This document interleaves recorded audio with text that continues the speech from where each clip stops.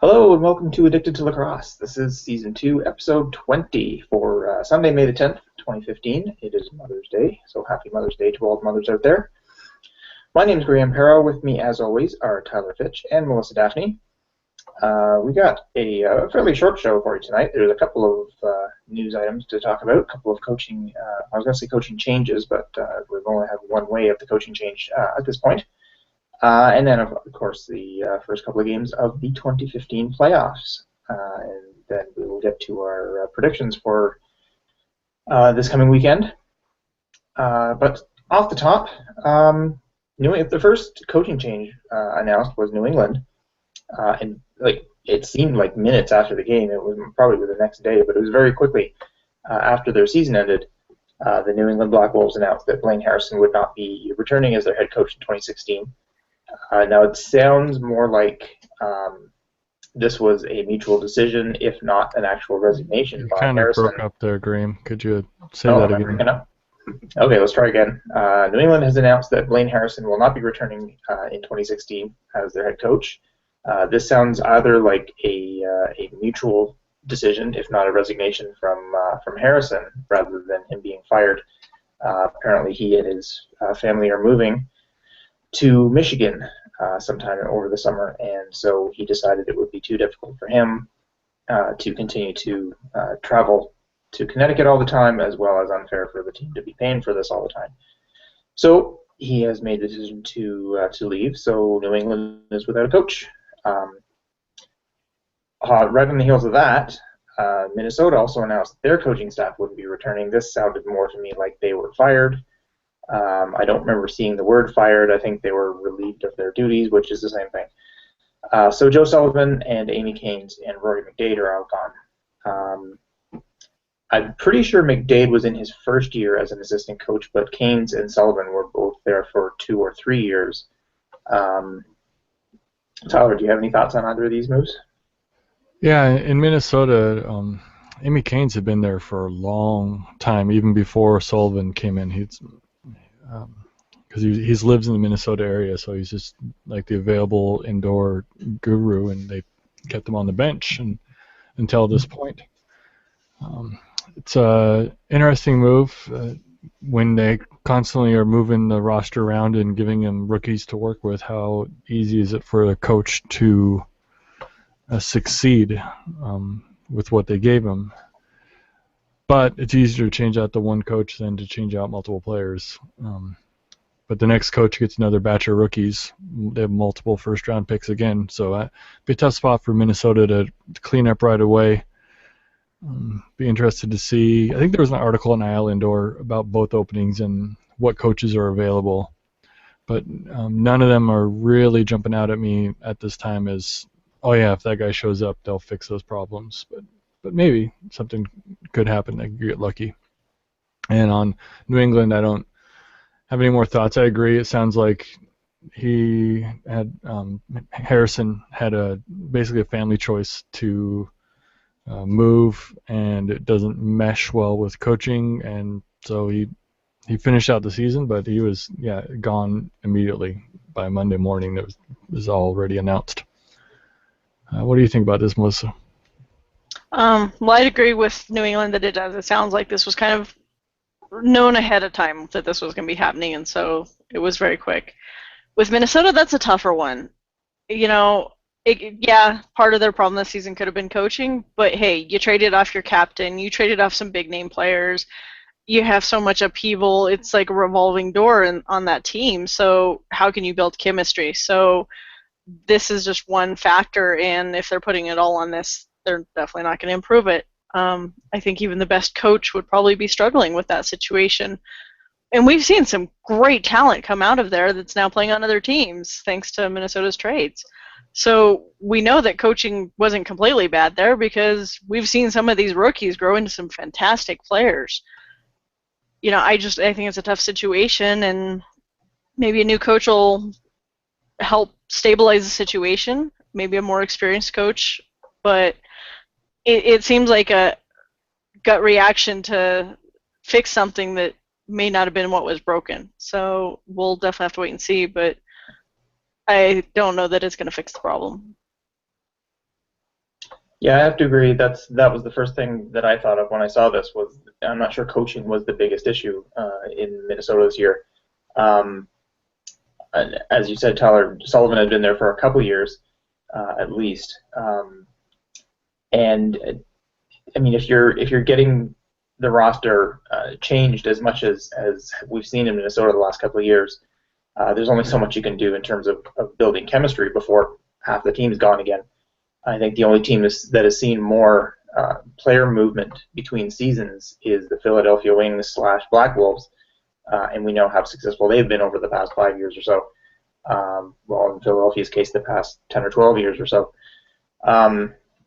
So yeah, I don't know how much of a difference coaching is going to make. It's unfortunate for a guy like Canes, and I've seen his name all over the place in terms of Minnesota lacrosse. So I guess I'm hoping that he will stick around there and continue his work with the younger kids and that kind of thing. But it's too bad he doesn't have a job at the NLL level anymore in Minnesota.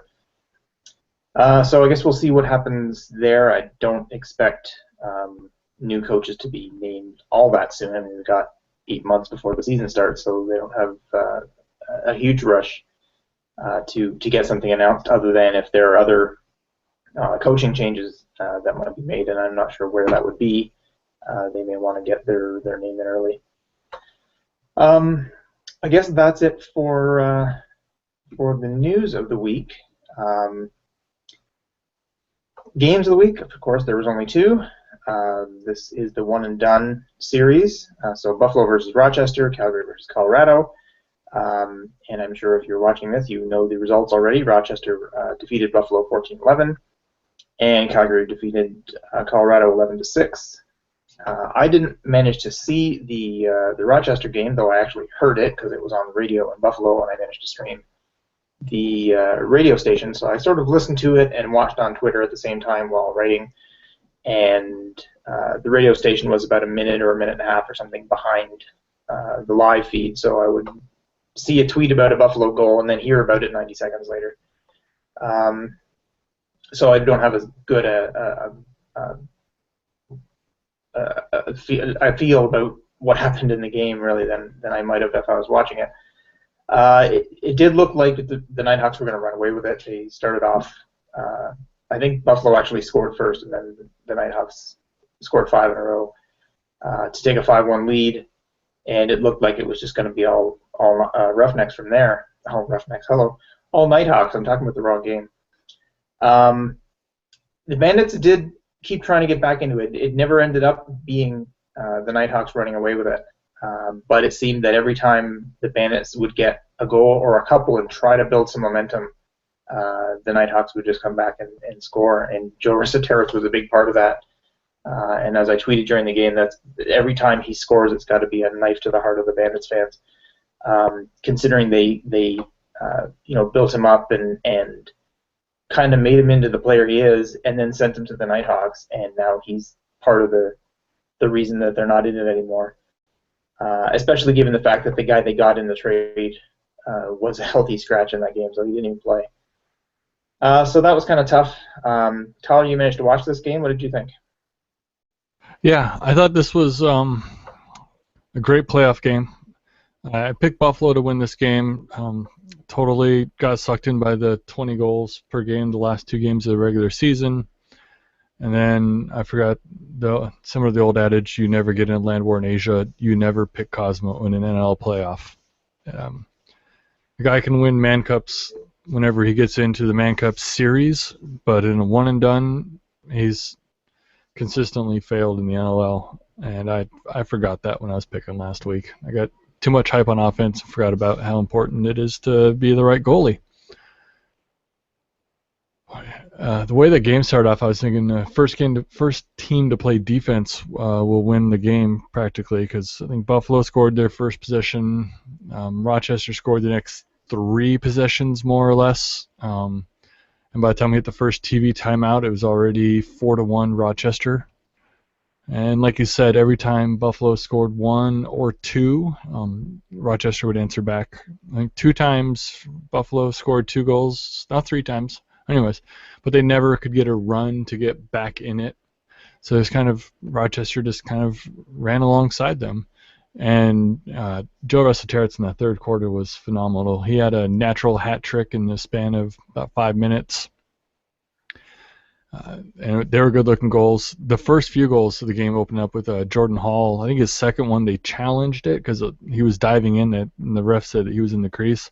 But instead, he had laid out perfectly, fully extended around Cosmo, and got that shot in before he hit there. And it was super highlight reel action. Very good-looking goals by the Rochester offense. And it was fun to watch them do the work, even though that wasn't who I had picked. I don't know. Buffalo didn't seem terribly out of sorts. They just could never get a run together, and that cost them the game. What do you think about this one, Melissa? I'm not surprised by the result. It was, I definitely was thinking Rochester. The big point of discussion for a lot of Mammoth fans before the game and a little bit afterwards was the fact that the whole junior trade and how Rochester seems to have done better since getting rid of him, and yet we still haven't made it past the first round of the playoffs. So that was a big topic of discussion. It does seem like Cosmo struggles a little bit in the playoffs, but we've seen him go pretty far too. So I think Buffalo just wasn't as good of a team as Rochester, and they had a little bit of an easier schedule on the back end of the season, which did make them look a little better. I've been kind of saying the same thing about the Mammoth all season. So it wasn't surprising. Unfortunately, I didn't get to watch this one. I don't know if this one was even available for anyone to watch outside of live. I couldn't find a link for it anywhere. But it was on ESPN, so you have to have an ESPN or a ISP that provides ESPN to you, and you could watch the replays if you dug around. Well, good to know. A little late, but yeah. I think next week is going to be a very interesting game. I think most of us were kind of confident that Rochester was going to take this against Buffalo. They haven't had the most consistent season, and they've had moments of greatness, like 20-point games, and we've seen them struggle a little bit. So I think they have some great building blocks to build on for next season. So it's gonna be interesting, I think, next season for some of these teams. Definitely. The other thing that surprised me was they mentioned that this is the first time the teams had played each other since the middle or late February. Like they finished their whole season series early on, and they went all the way through March, April, and half of May without ever seeing each other, even though they're just down the road. That was kind of surprising that they had their schedule work out that way. Just looking over some stats as you were talking there, Tyler. You mentioned never picked Cosmo in a playoff game. So I looked up his playoff record, and he has, of course, not including this year, he has 17 games played in the playoffs. Now, 5 of those were with the Rock, and he recorded 0 minutes. So he was obviously his backup then. So out of the remaining 12, he has 4 wins. 3 of them came last year in the playoffs. One against the Rock. He has 2 wins. One against the Rock, one against the Nighthawks, and then obviously he lost the other 2 games against the Nighthawks. And then he won 1 playoff game with the Stealth in 2007. But from 2008 until 2013, he played 5 games and lost them all. So, so I guess he's now 1-9 or something in his playoff career. Things don't bode well for Mr. Cosmo, and I guess his season is over anyway. The other game was very similar to this game, and I mentioned that in my Moneyballers column, which you'll see on Islandor tomorrow. But looking over the 2 games, I thought it was funny because at one point, it was obviously tied at 0 when it starts, tied at 1 a few minutes later, and then the team that ended up winning took a 5-1 lead, and it was kind of even from then on. The losing team never scored more than 2 in a row. There are 3 or 4 different coincidences that happened in these 2 games. It was kind of funny. This one was a little lower scoring, and it was by no means a blowout, but it was certainly a Calgary-dominated game. The star of the game was definitely Frankie Chiliano, who just played outstanding in the Calgary net. Adam Jones was held completely pointless. John Grant had a couple of assists and 1 goal. It looked like, like I said, it was similar to the other game in that it looked like the Roughnecks were just going to run away with this one. And then things kind of settled down. Mammoth kind of got back into it, but not enough.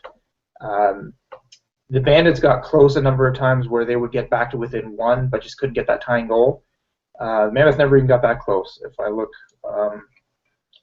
they were down by 4, and then they kind of got back to within 2, and then they were up by 5 and got back to within 3. So, yeah, they weren't so much into it, but it wasn't so much a blowout either.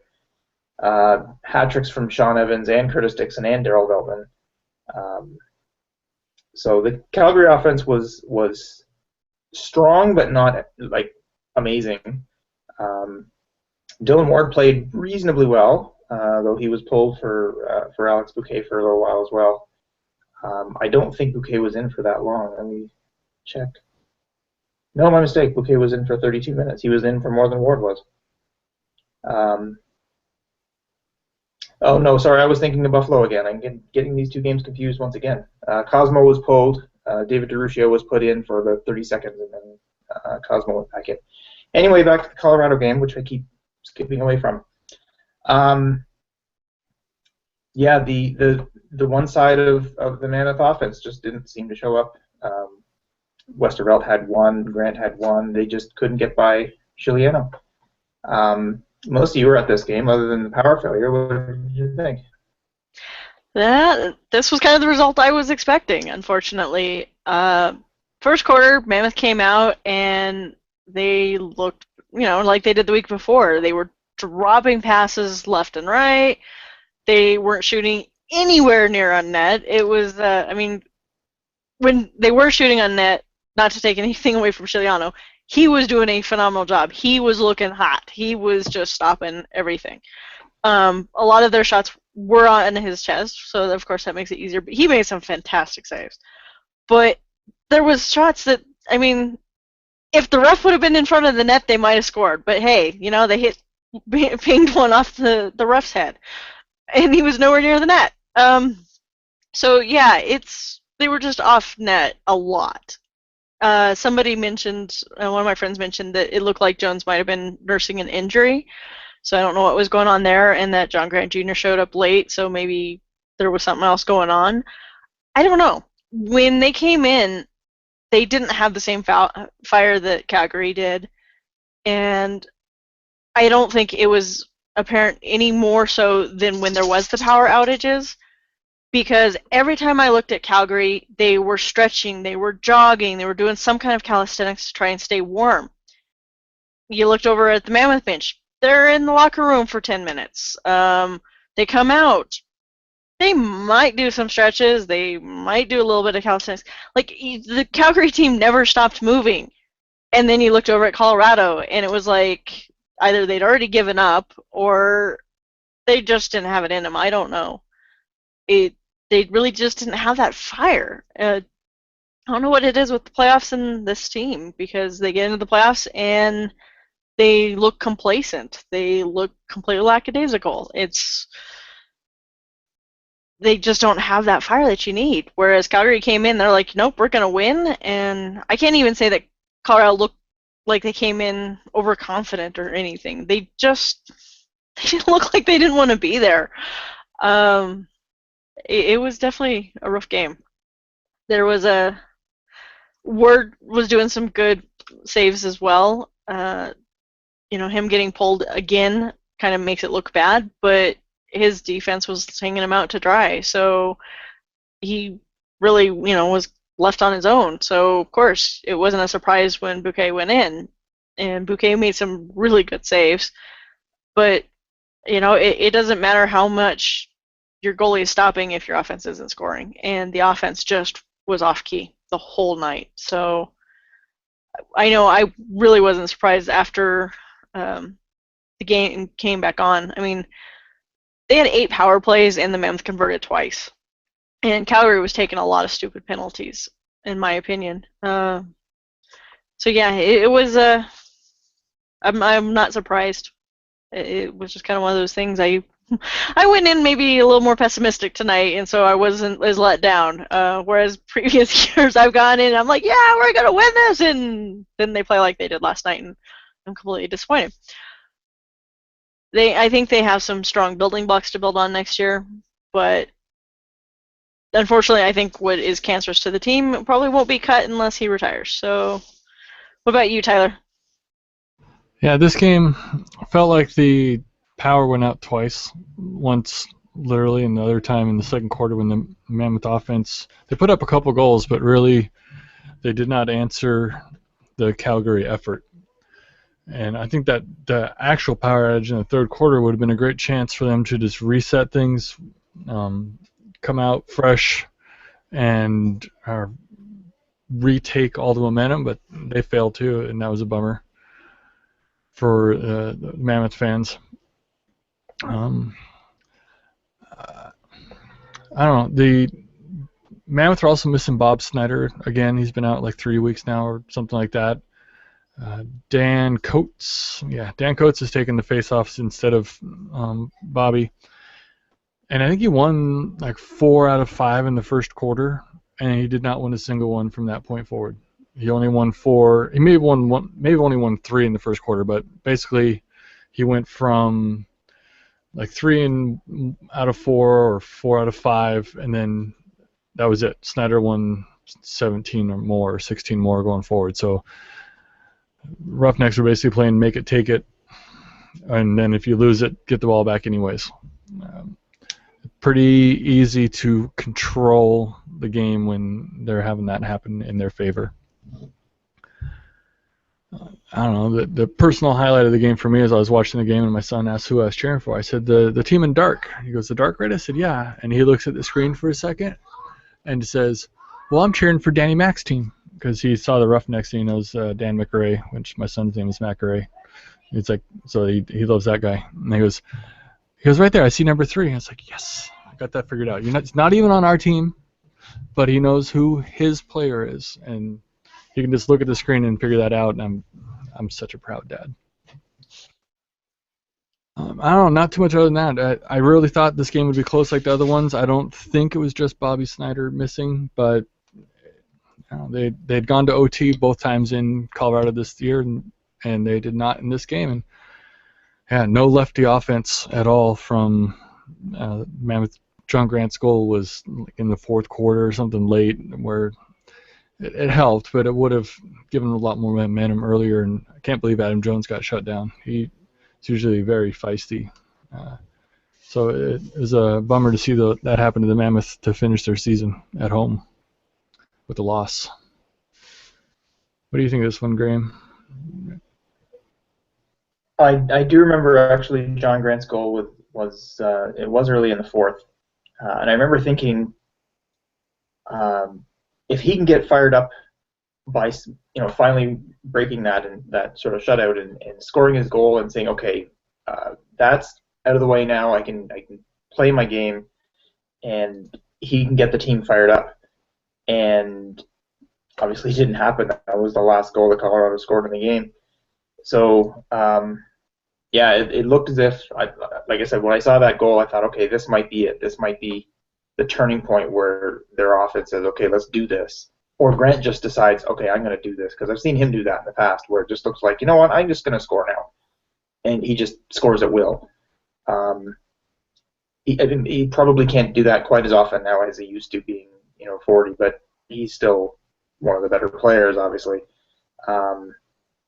But if he's out there and he's on his game and he wants to win it, you have a good chance. If he doesn't, and I can't explain why that would happen, but that's what it looks like, and the team decides that the offense still goes through him, then you're in trouble. And as Melissa's pointed out a number of times, that's just the recipe for disaster, and it certainly hasn't been working all that well for the Mammoth for the last couple of years. I mean, Grant has a great individual season with outstanding numbers. But if it doesn't happen in the playoffs, it doesn't matter an awful lot. Looking at our predictions from last week. Oh, sorry, Melissa, go ahead. Have either of you guys heard why Bob Snyder hasn't been playing? Because nobody, Mammoth fan-wise, that I've talked to seems to know. They didn't mention it in the broadcast. broadcast. I have heard nothing. No, they mentioned it a couple times, just the fact that he was out or that he had been out for a few weeks, but there wasn't even any speculation as to why. So yeah, it's definitely kind of interesting since he definitely would have had an impact, but we really haven't seen that many Snyder versus Snyder face-off battles. It seems like if Bob's in, Jeff's out, and vice versa. So, but he hasn't been in the last few games, so. Although it was cool, one good thing about last night's game, I got to meet 2 awesome Calgary fans that actually drove down from Calgary, and so that was pretty awesome. So hopefully they'll make it safe back since we had a freak snowstorm. But that's Colorado for you. So. Yeah, that was interesting when we started talking about the snow that was coming outside, and I had been outside all day doing some gardening, and we went on a 7-kilometer hike and this kind of thing, and it was 30 degrees, which is mid to high 80s for you Americans, and you're still talking about snow. I thought the weather here was weird. 2 weeks ago we had 70, 75 degree weather, so yeah. Then last week it was like Seattle, and then it decided to snow. So today was a lot of fun. Some serious damage because, of course, we have our spring trees growing and everything was getting broken and limbs down. So yeah, fun stuff. Lovely. Okay, predictions from last week. Speaking of lovely, we also went 2-0, not bad at all. Not so lovely was Tyler's 0-2, and I was right smack in the middle with 1-1. So nice job, Melissa. As a reward, you get to go first in your predictions for the upcoming week, which is Toronto at Rochester and Calgary at Edmonton. Go ahead. Oh, put it all on me.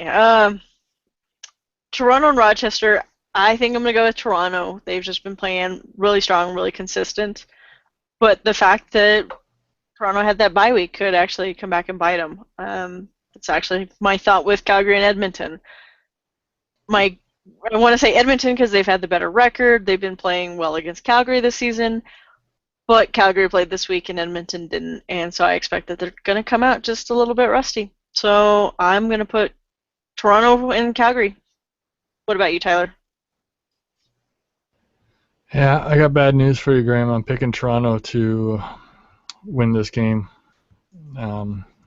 Just because, they're the number 1 seed. I expect them to be a little bit better. But my picks last week were just awful. So I'm picking Toronto, and we'll see what happens. In the West, I'm picking Edmonton. They do have a week off, but I think they are good enough to weather that. And they're also going to be hyped up because it's the Battle of Alberta, which I will continue to use because they won't. They can't sue me, right? So yeah, Battle of Alberta. They need to avenge last year's playoff series, and they're just going to, I think, come out and leave no doubt this year compared to how it went last year when Roughnecks and Edmonton met in the Western Finals. What's your pick, Graham? Well, I hate to do this, but I think I'm going to go with Rochester. As a Toronto fan, it pains me to say this, but I look at the Rock from basically the opening face-off of the season to about 3/4 of the way through, when they were 10-2. I've got their stats up here. They had just beaten the Bandits in overtime. They were 10-2. They were kicking butt. There was no doubt they were the number 1 team in the league.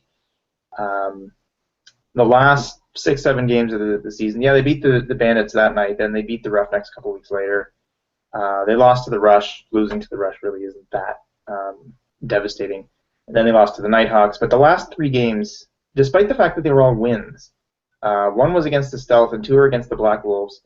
And I thought neither of the wins against the Black Wolves were overly dominating. They didn't really come out and just kick the Black Wolves' butt, which they kind of should have as the number one seed, considering the Black Wolves were 2 and a whole bunch at that point, or maybe 3 or 4 and a whole. But whatever they were last in the league. The Rock should have just run roughshod over them, and they didn't. So that kind of made me wonder if the Rock's success early in the season had, like if they had peaked early and they were on their way down, that's not the way you want to go into the playoffs. And then Rochester played really well. Toronto has the bye week. I can't say I'm overly confident, so I'm going to go for Rochester in this one and hope that I'm wrong. Calgary-Edmonton, I kind of thought the same thing as you, Tyler. I'm going with Edmonton in this one. I don't imagine the bye week is going to affect them all that much. I think they're probably the strongest team in the league, top to bottom. And so I'm going to go with them to deflate Calgary a little bit. Yeah, I guess I don't have much more to say other than that. So that's about it for this episode. Kind of a short one, but there's only a couple of games to talk about.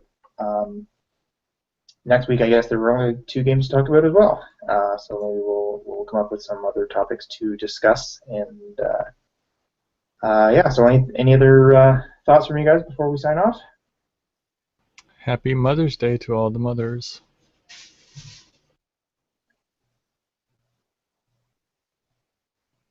All right, I will agree with that. And with that, we will end the episode. AddictedToLacrosse.com is where you want to go for all of our old episodes. And if you want to get a hold of us, you can find us on Twitter at Lax Podcast. You can find us on Facebook at Lax Podcast as well. Or you can send us email at feedback@addictedtolacrosse.com. Any one of those ways to get a hold of us and let us know what you think. So that's it. This has been another episode of Addicted to Lacrosse. For Tyler and Melissa, I'm Graham. Thanks for watching, and we will see you next week.